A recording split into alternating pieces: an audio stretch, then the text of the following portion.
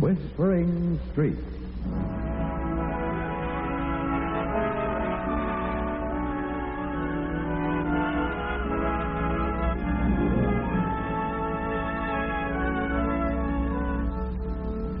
And here is Hope Winslow. Hello. All roads lead to Rome, and many a whispering street leads to a neighborhood restaurant. That's where families eat on the maid's night out. That's where bachelors go and career girls.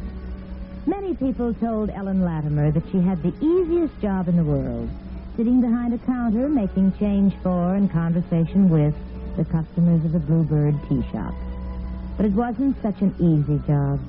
It's hard to handle money hour after hour when you need money desperately. To count it with accuracy so that the slips and the amounts received balance. Often Ellen went home from the restaurant bone-weary and soul-weary. But she always brought her mother something good to eat and a heartwarming smile. Pie day, dear? Oh, no, Mother. Easy as pie. And speaking of pie, here's a slice of strawberry chiffon pie. It's heavenly. Oh, aren't you the darling? The Bluebird certainly has a good pastry cook. Yeah, we just hired her. She's the best yet. You're the best yet. You're so quick with figures, and you have a way with people, too. Everybody likes you.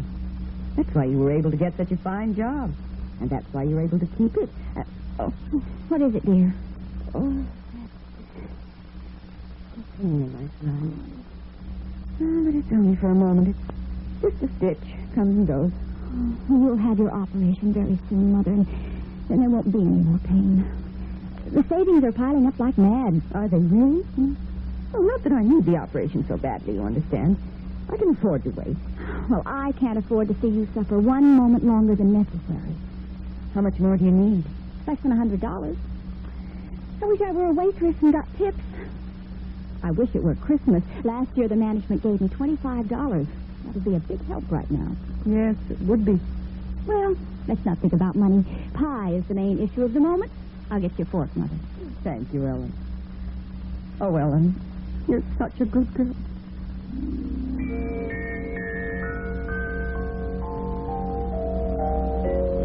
Ellen tried to smile at her mother, and she almost succeeded as she went to get the pie fork.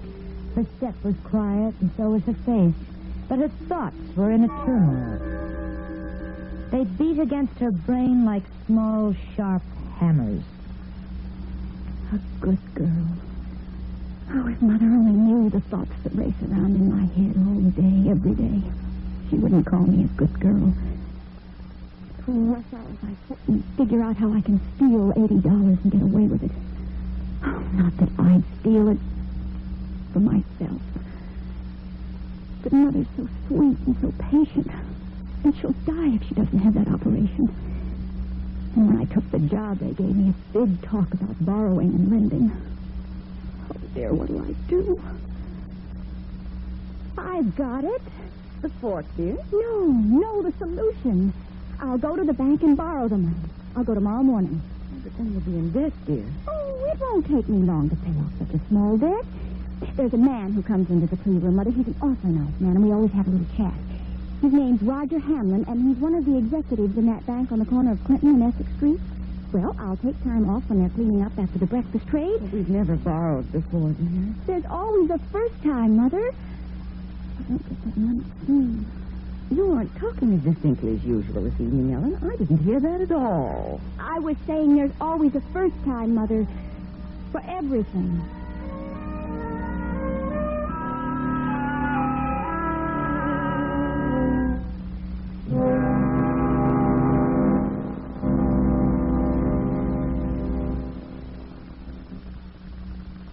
In just a moment, Hope Winslow will be back again. But first, primarily, ensign means a flag. The word is easily traced to its beginning. The Latin signum, sign. The Anglo-Saxon S-A-G-N-E, sign, means flag. And the Norman insignia also means flag. In the 16th century, the British Navy borrowed the term from the British Army, where the word ensign meant not only a flag, but a rank. Ensign bearer, the officer whose duty it was to carry and defend the flag. As a rank, ensign bearer was in use both in the French Army and Navy. Usage shortened the term to ensign. In 1862, the American Navy adopted the rank to denote a promoted midshipman. In this complex world, where word meanings are constantly changing, it's easy to be misunderstood. That's why it's a good idea to know your words.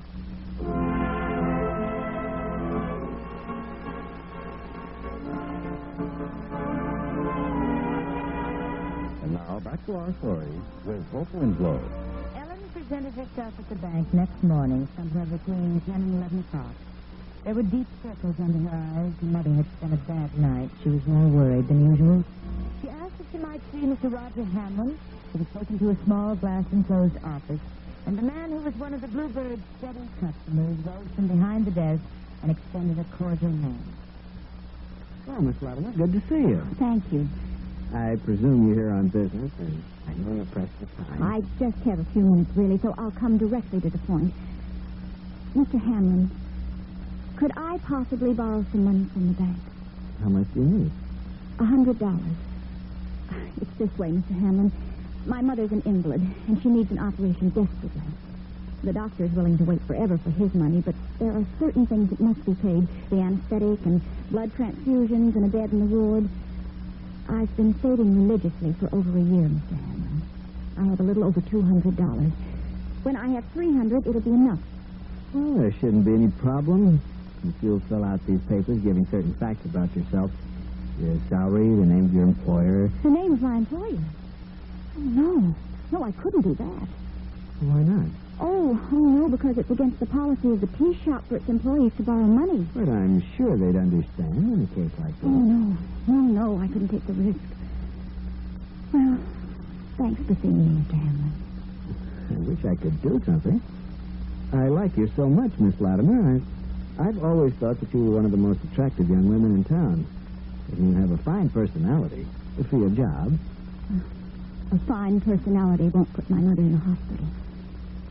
But maybe something will turn up. Just maybe something will. I'm glad you're taking an optimistic attitude, Miss Latimer.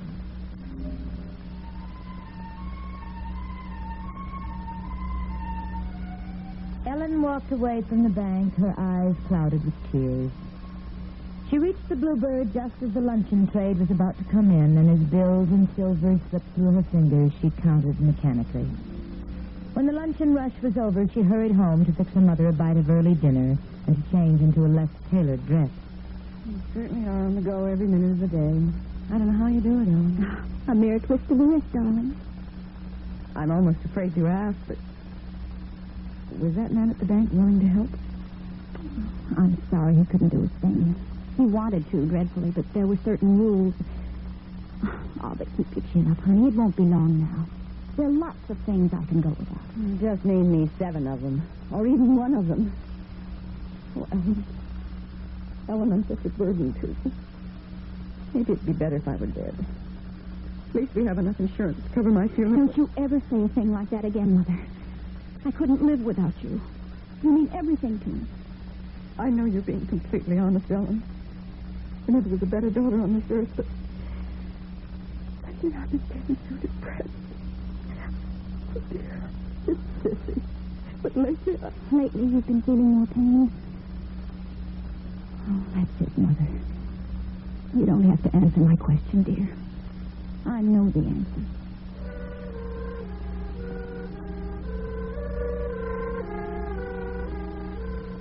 Yes, people said you have such an easy job, Miss Latimer. Such an easy job.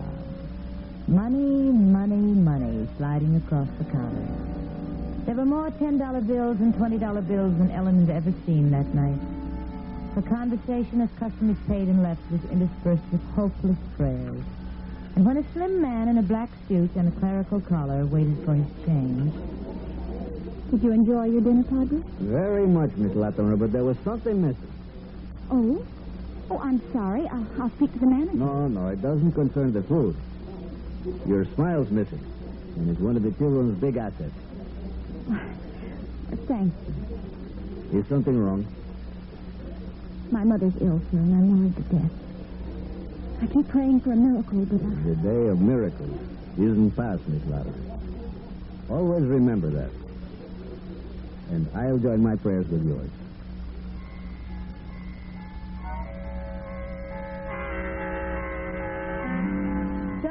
went all evening, and then toward the end of the evening, as the place was almost ready to close, a man came up to the desk. He was a stranger to Ellen. The Bluebird didn't have many transients. He slid his check and the bill across to her. $2.80 out of 10, please. Sir? You're a stranger in town? I'm here for a few days, staying at the mansion house. But the food there is atrocious. I hope you liked our food. It was splendid. Real home cooking. Enjoyed it immensely. Then you must prove it by coming back. Here's your change. 5 and 2 is 7 and 20 cents. 7.20, right? Right. Good evening, miss. Good evening, sir. And do come again.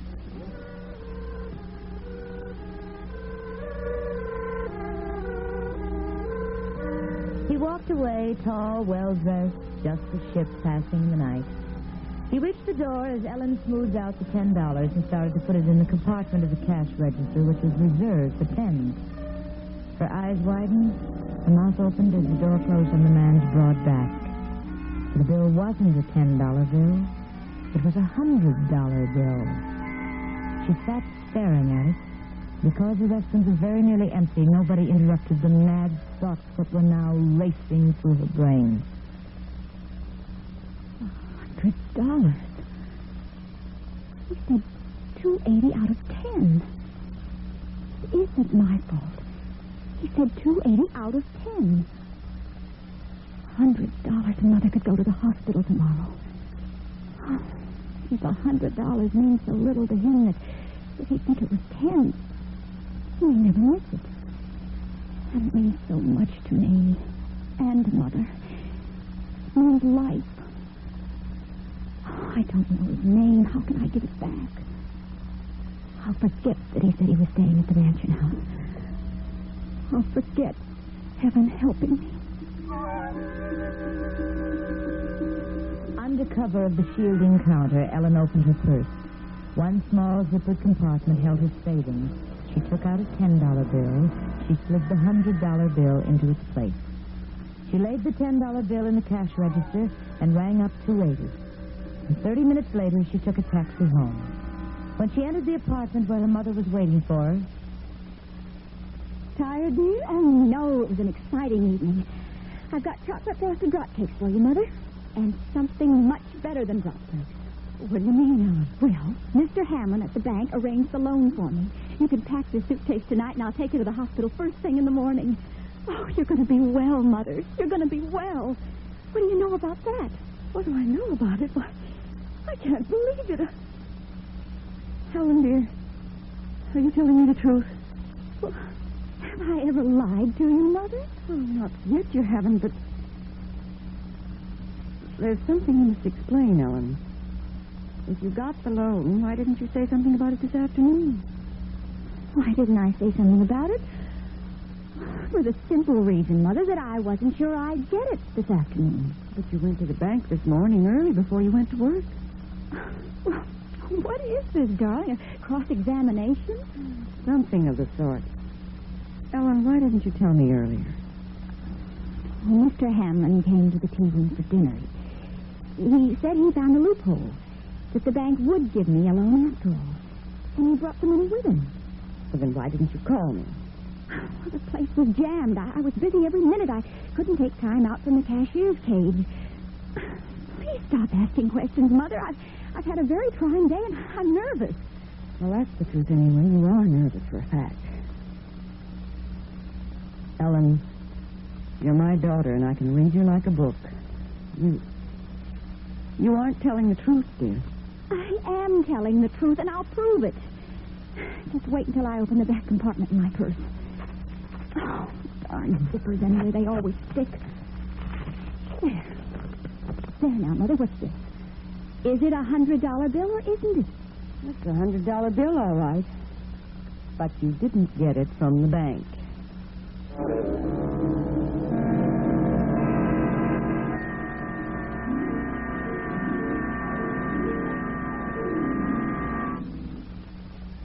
In just a moment, Hope Winslow will be back. Gold is considered more precious than silver. And because it is, we find it hard to understand why silver takes precedence over gold in the military insignia of rank in the United States. At one time, except for the silver stars of generals worn on epaulets of gold.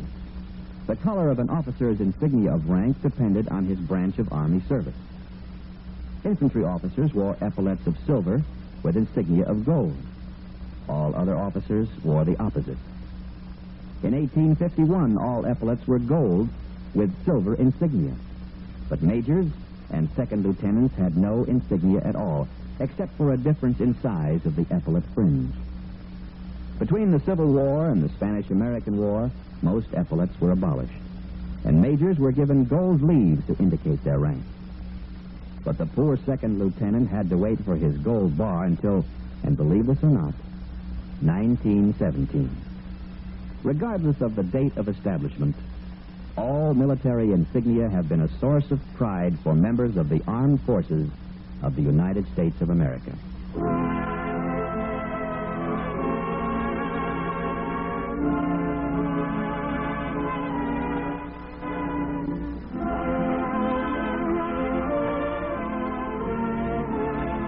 And now, back to our story with Hope Winslow. Ellen's guilty eyes were fixed on her mother's face. She wasn't very good at deception. Yes, her mother could read her like a book. No doubt of that. She tried to think of something plausible. And finally... Well, as a matter of fact, you're right. I made up the story about Mr. Hamlin. Made it up out of whole cloth. I was afraid you wouldn't take the money if you knew it was given to me by a stranger. A stranger? There's a woman who comes into the tea room. I was very depressed, and I told her the whole story. And she loaned me $200 without interest. Ellen, I don't believe you. Where did you really get the money? Mother, you've never been so difficult before. I'm telling you the truth. Now, eat your drop cakes, and would you like some tea or a glass of milk to go with them? I don't want any drop cakes, and I don't want any tea, and I don't want a glass of milk. You've never told a lie in your life, Ellen. That's why I'm so sure. For the last time, where did you get that money? Darling, you can't meet my eyes. Your face is a confession. A man gave me a bill. And he said, would I give him the change for $2.80 out of 10? He said 10, Mother. Well, he was out of the shop before I realized that he'd given me a $100 bill instead of a $10 bill. He was a stranger. That part's true. You must get it back to him somehow. You must find out where he lives. Well, he's only here for a few days. He's staying at the mansion house. You can take it back to him at once. It'll save your life, Mother. And you'll be haunted for the rest of your life. I don't want my life bought at such a price, Ellen. Take it back, dear. I don't dare face the man now. You said that this Mr. Hamlin was nice. Do you know where he lives? Well, he mentioned once that he lived in the Ellsworth apartments. Well, go to him and tell him what happened.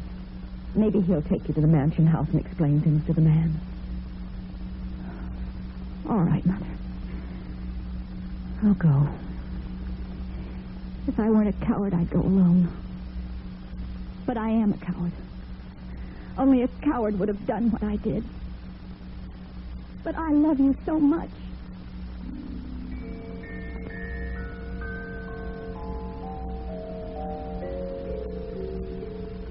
Ellen Latimer walked all the way to the big apartment house in which Roger Hamlin lived. She kept telling herself that he might not be home. But when she rang the bell above his name in the lobby, there was an answering click. She took a self-service elevator to his floor. She knocked on his door. And the door opened. Why, Miss Latimer, what are you doing here? May I come in? Certainly. I didn't know which way to turn, and then Mother suggested you. If Mrs. Hamlin wouldn't object, will you do me a favor? It'll mean going out, and it's late. There isn't any Mrs. Hamlin. There never has been, except my mother, and she died 10 years ago. What is the favor, Miss Latimer? So Ellen told her story, and Roger Hamlin sat listening with great attention. When Ellen had finished, he smiled. Of course, I'll go to the mansion house with you, and I'll explain to this careless rich man that you didn't realize the mistake until you were counting cash. Don't worry, I'll be very tactful and very convincing. And as for the $100, I have a bill that'll match his in my wallet. I was planning to have breakfast at the Bluebird and give it to you when there was a lull. But the papers to be signed. I can't have the money unless I give my employer his reference. Oh, yes, you can. This is a personal loan from me. Oh, but I can't accept a loan from you. A stranger? Not a stranger. A friend. And one who would like to be a good friend. When you came into the bank today and asked for a loan, I was close to loving you. And now I've erased the word close. Ellen, please say that you'll accept the money. And me along with it.